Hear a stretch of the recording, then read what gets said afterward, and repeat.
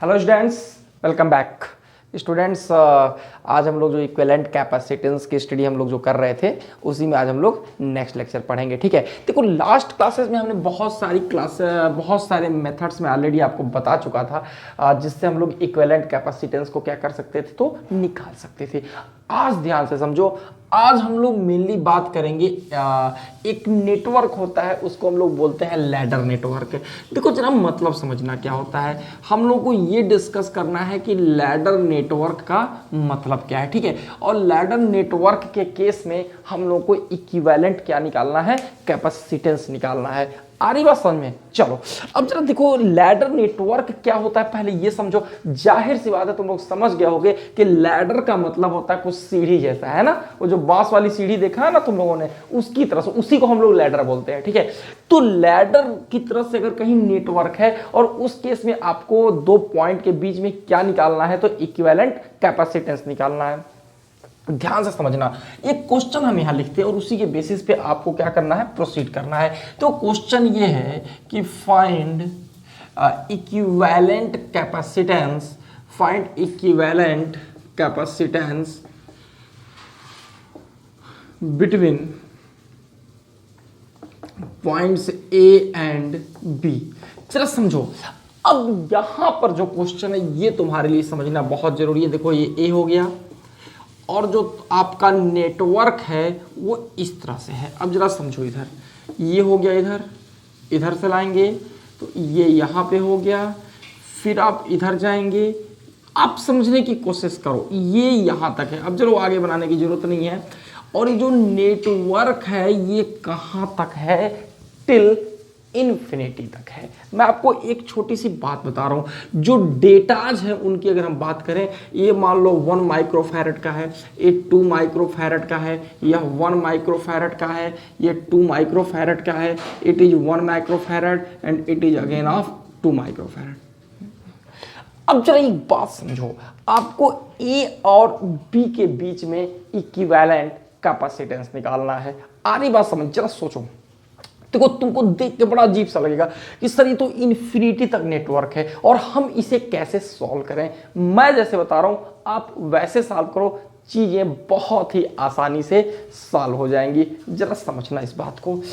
आपको मैं ये कह रहा था कि देखो इन्फिनिटी है और इसमें एक चीज और समझना, बार बार जैसे 1 2, अब देखो ना रिपीटेशन है, एक सेम पैटर्न का रिपीटेशन है। देखो इन्फिनिटी नेटवर्क में सेम पैटर्न का रिपीटेशन होना बहुत ही जरूरी है, अदरवाइज आप इक्विवेलेंट नहीं निकाल पाएंगे। ध्यान से समझिएगा, रिपीटेशन, आप उस पार्ट को पकड़ो जहां से क्या हो रहा है, रिपीटेशन हो रहा है। ध्यान से समझना, देखो रिपीटेशन कहां से हो रहा है, यहां से हो रहा है। ये देखो यहां हुआ ना 1 2, फिर रिपीट करा 1 2, फिर ऐसे।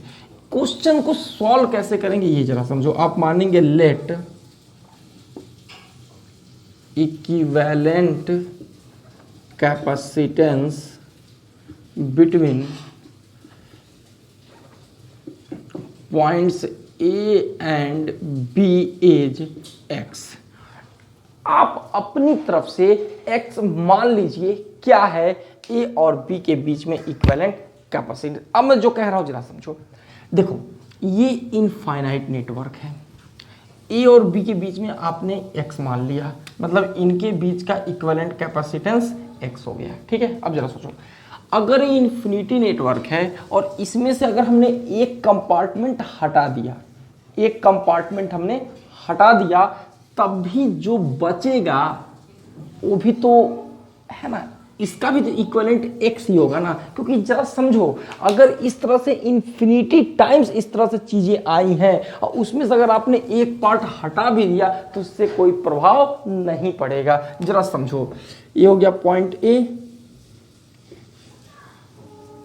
ऐसे हो गया, ये हो गया पॉइंट बी, ये हो गया 1 माइक्रोफैरड, ये हो गया 2 माइक्रोफैरड। अब देखो, अगर आपने एक कंपार्टमेंट यहां से क्या किया, आपने हटा दिया, तो जो बचा जरा उसका मतलब समझना, ये क्या हो गया, एक्स हो गया। तो अगर इस कंपार्टमेंट में से एक कंपार्टमेंट अगर आपने हटा भी दिया है तो जो बचा है वो कितना है, वो x ही होगा ना। मेरी बात समझ रहे हो मैं जो कह रहा हूं, इसको समझो, क्योंकि यही इसका एकमात्र तरीका है सॉल्व करने का। अब जरा सोचो, ये इधर का x है, अब इसको एक इक्वेशन कैसे बनेगा, पहले समझो। ये दोनों किस में हो गए, पैरेलल, और अगर ये दोनों पैरेलल हो गए तो इनका इक्विवेलेंट कितना होगा, x+2। कितना हो गया, x+2। अब जरा आगे समझना, ये जो x+2 है और ये 1 है, ये किस में है, सीरीज में ना। जरा समझो भाई, ये दोनों पैरेलल थे, तो अब यहां से x+2 एंड 1, ये वाला, ये और ये माइक्रोफैरड, ये दोनों किस में हो गए, सीरीज में।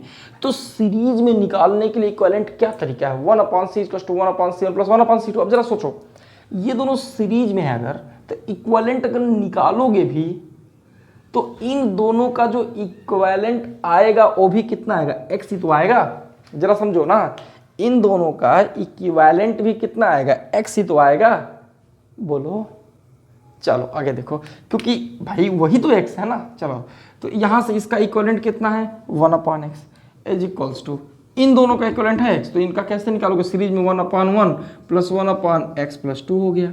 अब जरा सोचो, 1/x की वैल्यू कितनी हो गई, x+2 हो गया एलसीएम, तो हो जाएगा x+2 + 1।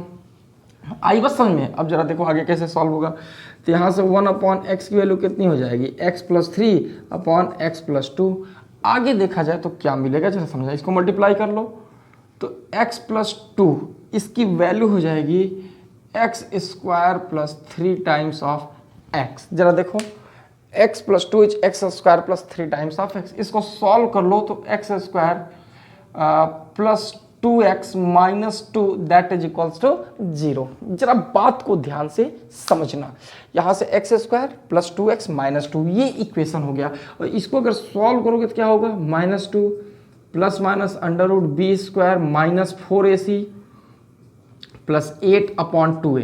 तो x हो जाएगा -2 ± 2√3/2। अब देखो, यहां से जो निगेटिव वैल्यू आपको लेनी नहीं है, इसको कैंसिल कर दोगे तो x कितना हो जाएगा, -1, ऐसा पहले तो पूरा साल करो, √3। तो यहां से जो x की वैल्यू आपके पास आती है -1 ± √3 आता है। एक बार कैलकुलेशन आप भी अपनी तरफ से चेक कर लेंगे, फिर भी मैं इसको मान चल रहा हूं कि सही है, वैसे कैलकुलेशन ठीक ही होगा। ठीक है, चलो अब बताओ, यहां से x की वैल्यू इतनी हो गई, तो अब यहां से निगेटिव वैल्यू तो आप एक्सेप्ट नहीं कर सकते। जरा इधर से यहां हो ना, इस निगेटिव वैल्यू तो हो नहीं सकता x की, तो x की जो पॉजिटिव वैल्यू होगी वो कितनी हो जाएगी, √3 - 1। तो ये आपका फाइनल क्या आ गया, आंसर हो गया। किस लिए आ गया ये आंसर हो गया इक्विवेलेंट कैपेसिटेंस का, किसके बीच में, ए और बी के बीच में। आई थिंक आप लोगों को ये बात समझ में आ गई होगी। ऐसे ही हम लोग कौन से प्रॉब्लम सॉल्व करते हैं, लैडर नेटवर्क के प्रॉब्लम सॉल्व करते हैं। ठीक है, चलो स्क्रीनशॉट ले लो इसका, और नोट्स आप लोग जरूर बनाइए। ठीक है, चलो चाहे अभी साथ में लिखते रहो या हो सकता हो क्लास के बाद लिखो, लेकिन नोट्स जरूर बनाओ। अब जरा एक बात और समझना,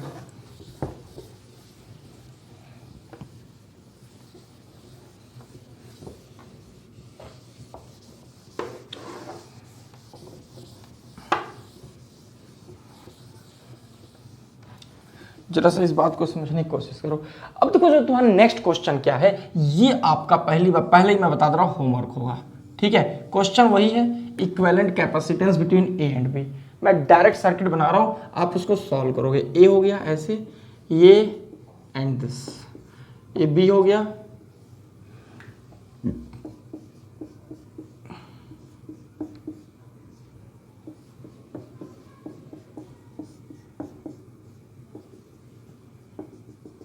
ये इन्फिनिटी हो गया। जरा समझो बात को। अब यहां पे वैल्यू देखो कितना आ रहा है, C 2 times of C, C 2 times of C, C 2 times of C, और ए भी कितना हो गया तुम्हारे पास, ए भी वैल्यू कितनी हो गई फाइनली, सी की। तो ये तुम्हारे पास ए और बी के बीच का इक्विवेलेंट निकालना, और ये पूरा सीरीज है, कहां तक का, इन्फिनिटी तक का। तरीका क्या होगा जरा समझो, बिल्कुल पहले की तरह से क्या करोगे, पहले मान लो कि ए और बी के बीच का इक्विवेलेंट कितना है, x है। ठीक है, जब इनका इक्विवेलेंट आप मान लोगे तो उसके बाद क्या करोगे, अच्छा से बना लो यार, अच्छा नहीं लग रहा था, अभी ठीक लग रहा है ना। चलो पहले आप ए और बी के बीच का इक्विवेलेंट बना लो। ठीक है, बन गया, x मान लो, सॉरी x मान लिया। अब जरा देखो रिपीटेशन कहाँ पे आ रहा है, यही तो रिपीटेशन हो रहा है, समझ में आ रही बात? देखो ना रिपीटेशन कहाँ हो रहा है, रिपीटेशन यहीं से तो हो रहा है। अब जरा सोचो कि अगर ए और बी के बीच का मान लो इक्विवेलेंट कितना है, x है, तो जो तुम्हारा सर्किट होगा वो कैसे हो जाएगा, c, ये हो गया 2 टाइम्स ऑफ c, और ए बी सी, और ये कितना हो गया 2 टाइम्स ऑफ c।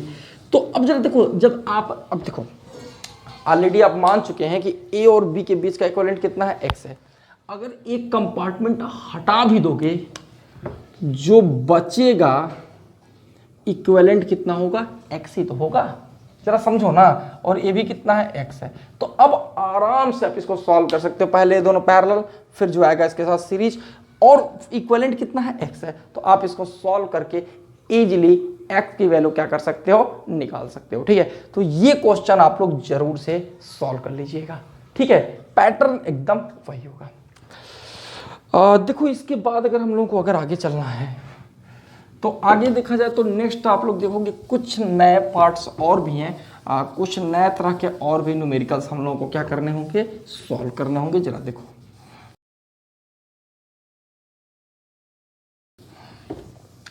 देखो एक क्वेश्चन मैं आपको 1-2 क्वेश्चंस और सॉल्व करा दूं, इसके बाद आप लोग खूब क्वेश्चन जितना मैंने अभी तक सॉल्व कराया है उनको खूब अच्छे से प्रिपेयर करना, उसके बाहर से कभी किसी एग्जाम में नहीं आएगा। ठीक है, तुम्हारा सारा काम इसी से चल जाएगा, चाहे आप नीट की तैयारी कर रहे हो, चाहे आप मेंस या जेई की तैयारी, जेई मेंस की तैयारी कर रहे हो, एडवांस में भी जाओगे तब भी इसी में से आएगा। ठीक है, और बोर्ड में तो खैर मिलेगा ही मिलेगा, तो इसके बाहर से कुछ आएगा नहीं, समझ रहे हो, बस उसको प्रिपेयर करो। चलो मैं सीधे क्वेश्चन पढ़ता हूँ। देखो ऐसा होगा कि ये क्वेश्चन ये है तुम्हारे पास,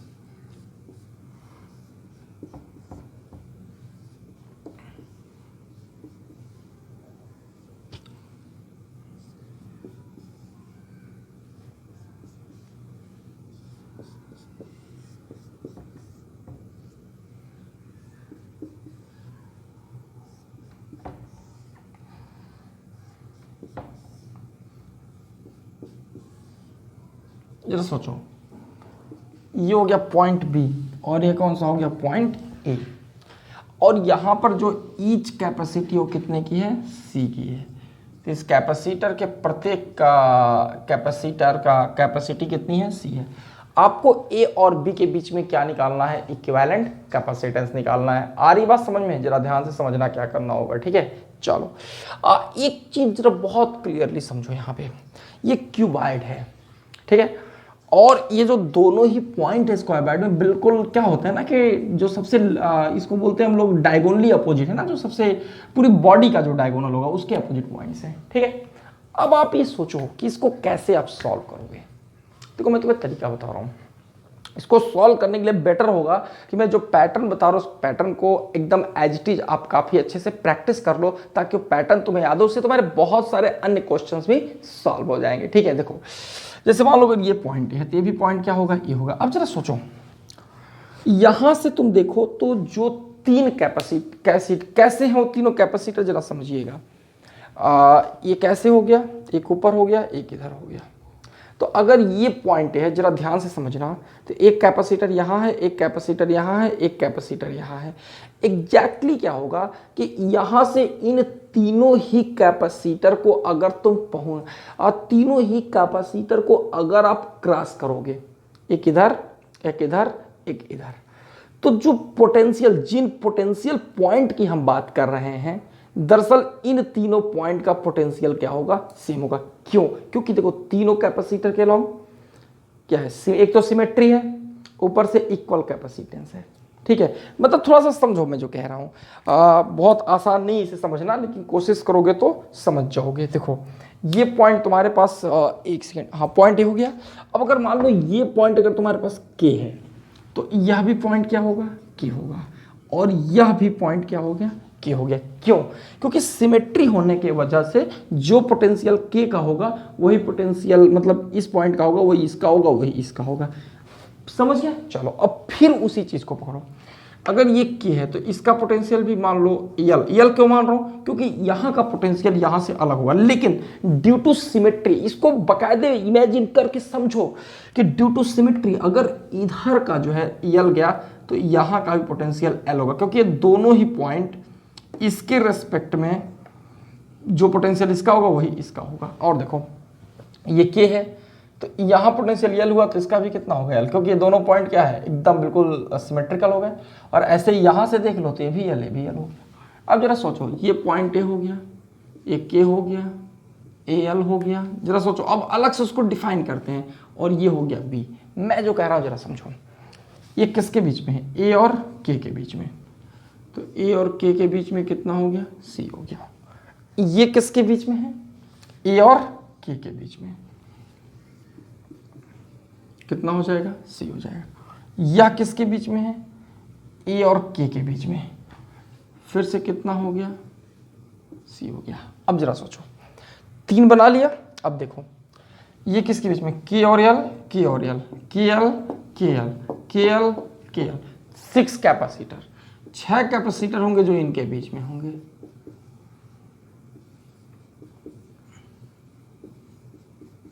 जरा समझने की कोशिश करो, ठीक है। अब देखो आगे, जो लास्ट में चलोगे तो ये वाला L and B, L and B, L and B, तो यल एंड बी के बीच में कुल कितने हो गए, 3 कैपेसिटर हो गए। जरा समझो, ईच ऑफ कितने का है, सी का है। अब जो मैं कह रहा हूं जरा सा, अब तो यहां से तुम आराम से सॉल्व कर लोगे। इस सर्किट को तुम इस फॉर्म में क्या कर दिया, कन्वर्ट कर लिए। अब जरा देखो, ये तीनों किस में हो गए, पैरेलल, पैरेलल में इनका कितना हो जाएगा, 3 टाइम्स ऑफ सी। ये कुल कितने, 6 हैं, कुल कितने हो गए, 6 टाइम्स ऑफ सी।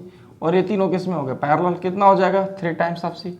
तो भाई पैरेलल में क्या करते हैं, आराम से जुड़ जाता है ना, सीधे C1 + C2 + C3 ऐसे ऐड हो जाएंगे।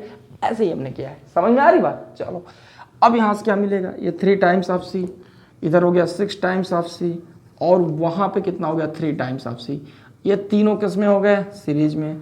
तो अगर तुम इक्विवेलेंट निकालोगे तो 1/C इक्विवेलेंट कितना हो गया, 1/3 times of C, 1/6 times of C, 1/3 times of C. तो अगर आप यहाँ से चलोगे तो कितना हो जाएगा, ये देखो मैं डायरेक्ट लिख दे रहा हूँ, 6C क्या हो जाएगा, एलसीएम हो गया आपका। तो यहाँ 2 + 1 + 2 तो कितना हो जाएगा, 5। तो ये उल्टा हो जाएगा ना अंत में, तो 6C/5 ये हो गया इक्विवेलेंट कैपेसिटेंस किनके बीच में, पॉइंट ए और बी के बीच में। आई बात समझ में, चलो नोट कर लो, आगे देखते हैं। चलो आई थिंक समझ में आ गया होगा तुम्हें, गुड।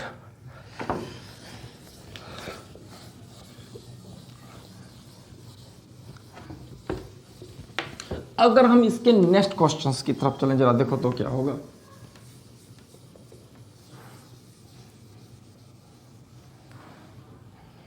नेक्स्ट क्वेश्चन क्या होगा, जरा वो समझो। नेक्स्ट क्वेश्चन ऐसा है कि अगर मान लो ये तुम्हारा एक कैपेसिटर हो गया,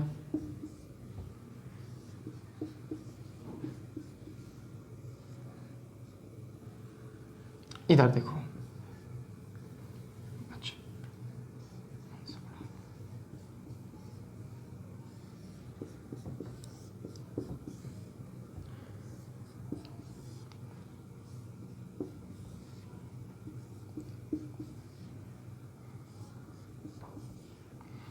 अब देखो, ये तुम्हारे पास पॉइंट ए हो गया, और ये क्या हो गया, पॉइंट बी हो गया।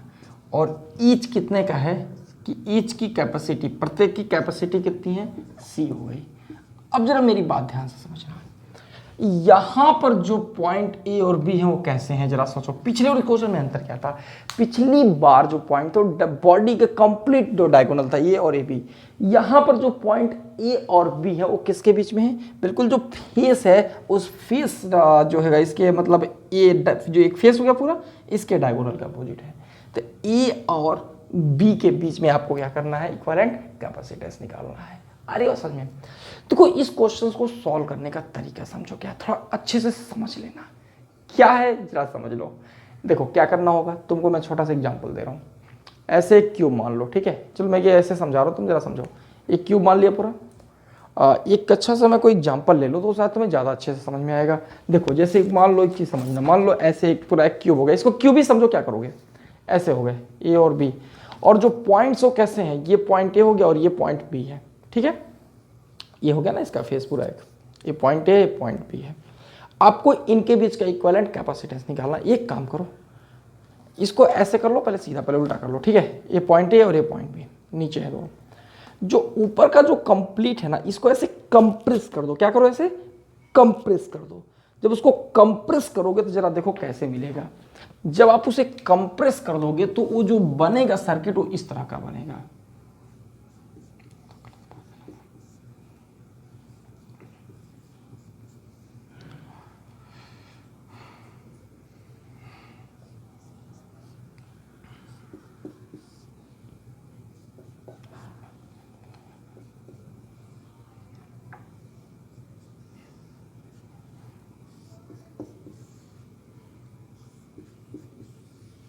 अब देखो ये हो गया पॉइंट ए और ये क्या हो गया पॉइंट बी। समझ रहे हो मैं जो कह रहा हूं कि इन दोनों को लेके ना बाकी सबको ऐसे कंप्रेस कर दो। जब कंप्रेस करोगे तो वो इसी तरह से बनेगा। थोड़ा सा विजुलाइज करना होगा। एक क्वेश्चन थोड़े से अच्छे वाले हैं तो थोड़ा सा विजुलाइज तो करना ही होगा। 3D भी है तो इसको अच्छे से विजुलाइज करोगे तभी चीजें आएंगी। ठीक है, चलो अब ये बात मैं तुमको बता रहा हूं। देखो क्या होगा, हमेशा एक बात याद रखना कि अगर कभी जैसे यहाँ पे सिमेट्रिकल केस है, केस कैसा है? सिमेट्रिकल केस है। तो ऐसे सिमेट्रिकल केस में क्या होता है, जरा ध्यान से समझना। ए और बी ऐसे हो गए। अब देखो ये एक लाइन अगर तुम ड्रा करो है, कभी भी मैं तुमको बता दूं सर्किट में, अब चूंकि ये भी आगे धीरे धीरे चीजों को जानोगे। अगर मान लो तुम्हारे पास ये पॉइंट ए और ये पॉइंट बी है, तो और सर्किट अगर तुम्हारा सिमेट्रिकल सर्किट जैसे ये है, तो कोई भी लाइन जो इसके परपेंडिकुलर होगी ए बी के, जिनके बीच में इक्विवेलेंट निकालना है, प्रत्येक लाइन इक्विपोटेंशियल लाइन होगा। मतलब समझो, अगर यहाँ का पोटेंशियल V1 है तो इस लाइन पर स्थित प्रत्येक पॉइंट का पोटेंशियल V1 होगा। यहाँ का पोटेंशियल V2 है तो इस लाइन पर स्थित प्रत्येक पॉइंट का पोटेंशियल क्या होगा? V2 होगा। आ रही है समझ में? जरा समझो। तुम ऐसे यहाँ पे पूरा कंप्लीट एक पोटेंशियल, कंप्लीट एक पोटेंशियल, तो एक्चुअल में क्या होगा जरा देखो। तो ये जो लाइन है इसके ऊपर जितने पॉइंट है सबका पोटेंशियल क्या हो गया? सेम हो गया। तो यहाँ का पोटेंशियल और यहाँ का इक्वल हो गया, तो ये कैंसिल हो गया। क्योंकि इक्वल पॉइंट मैं पहले बता चुका हूं कि इक्वल पोटेंशियल के बीच के जो कैपेसिटर होते हैं वो काम नहीं करेंगे। भाई कैसे काम करेंगे? जो पोटेंशियल यहाँ का वही पोटेंशियल यहाँ का। ऐसे देखो, जो यहाँ का वही यहाँ का, तो ये वाला भी कैपेसिटर क्या हो जाएगा? कैंसिल हो जाएगा। बात कुछ समझ में आ रही? तुम लोग नहीं आ रही है? अच्छे समझो, नहीं समझ में आएगा तो बताना जरूर मुझे। ठीक है, चलो। तो ये जो वर्टिकल लाइन हो गया, इसके ऊपर हर एक पॉइंट का पोटेंशियल क्या हो गया? सेम हो गया। समझ रहे हो मेरी बात? चलो, तो अब यहां पर क्या होगा? ये कैंसिल, ये कैंसिल, तो मैं इसी में मिटा दे रहा हूं, अगला डायग्राम नहीं बना रहा हूं। ठीक है, इसी को इरेज करके मैं समझा दे रहा हूं आपको। अब जरा सोचो, ये हो गया। अब जरा ये कॉमन सेंस लगाओ। ये जो दोनों है ना, ये देखो, ये दोनों किस में हो गए? Series C/2। ये दोनों किस में हो गए? Series C/2। ध्यान समझना डायग्राम। अब जरा एक बना ही लेते हैं, रुक जाओ। ये पॉइंट ए हो गया, ये पॉइंट बी हो गया। क्या होगा जरा समझो। यहां से ऐसा होगा कि देखो ये दोनों सीरीज में, दिख रहा नहीं दिख रहा? ये दोनों सीरीज में। तो जब ये दोनों सीरीज में है तो ऐसे करके और ऐसे बना दो। ये दोनों ये से, ये दोनों सीरीज में, तो C/2 हो गया। ठीक है, और देखो ये C है, ये दोनों C/2 दोनों किस में हो गए? पैरेलल। ये भी C हो गया, C/2 और ये किसी। समझ में आ रहा है मैं जो कह रहा हूं? देखो ये C इन सब का मिला के C हो गया और ये C हो गया। अब देखो नीचे, नीचे देखोगे तो ये दोनों फिर किस में हो गए? सीरीज में। कितना हो जाएगा? C/2 हो जाएगा। अब जरा मेरी बात समझना, ये तीनों किस में हो गए? इसको इधर फिर से लास्ट इधर बनाते हैं। ये पॉइंट ए हो गया और ये पॉइंट बी हो गया। तो जो सबसे पहला वाला रो है वो कितना हो गया? C/2। ये तीनों किस में हो गए? सीरीज में। कितना हो जाएगा? C/3। और नीचे क्या है? C/2। समझ में आ गया? फिर समझ लो। कैंसिल किया तो पहले इस रो का निकालो। ये दोनों सीरीज, ये दोनों सीरीज, दोनों पैरेलल, C हो गए। ये मतलब एक में, ये दोनों एक लाइन और ये एक लाइन।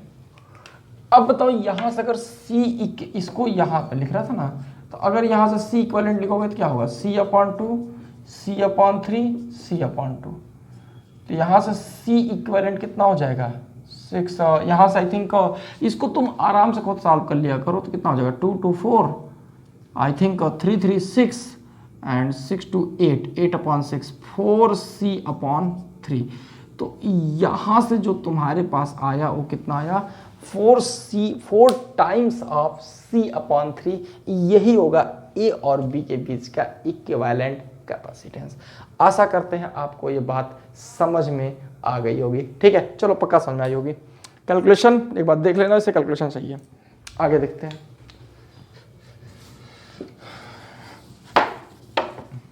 आगे समझो। देखो इसी पैटर्न पर एक क्वेश्चन और आता है, समझो क्यों वाला, लेकिन उसे मैं नहीं सॉल्व करूंगा, उसे अब आप सॉल्व करोगे। ठीक है, उसको अब आप सॉल्व करो और सॉल्व करके मुझे बताना जरूर उसका आंसर कितना आ रहा है। ठीक है, चलो जब नहीं कर पाओगे तो फिर मैं बताऊंगा। जिसका तीसरा पार्ट होता है, जरा समझो वो क्या है।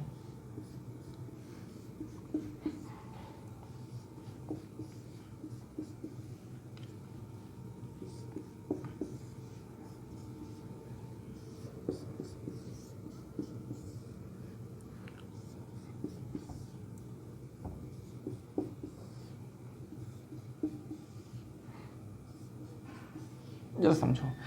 अब देखो ईच ऑफ सी है, इसमें तो कहीं कोई दो राय नहीं है, कहीं कोई दिक्कत नहीं है आपको। ठीक है, आगे समझो। बस ये ध्यान रखना कि ये पॉइंट ए है और यह पॉइंट क्या हो गया, बी हो गया।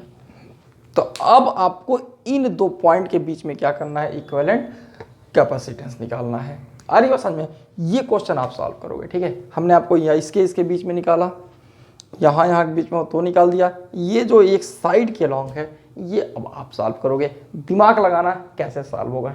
ठीक है, तो चलो ठीक है, आज के लिए इतना ही रहने देते हैं। ठीक है, और अभी इक्विवेलेंट कैपेसिटेंस में मैक्सिमम देखो जितना मैंने पढ़ा दिया इसके बाहर से एग्जाम में नहीं आएगा, 100% गारंटी ले लो। ठीक है, तो इसलिए इसको खूब अच्छे से तैयार करो। मैं इवन इफ आईटी और नीट की भी बात कर रहा हूँ, उसमें भी इसके बाहर से नहीं आएगा। ठीक है, तो जितना मैंने जो सीरीज कंप्लीट किया उसको बहुत अच्छे से प्रिपेयर कर लेना। ठीक है, और कोई दिक्कत होगी तो फिर मुझे जरूर बताना। ठीक है, तो चलो ठीक है, रहने देते हैं।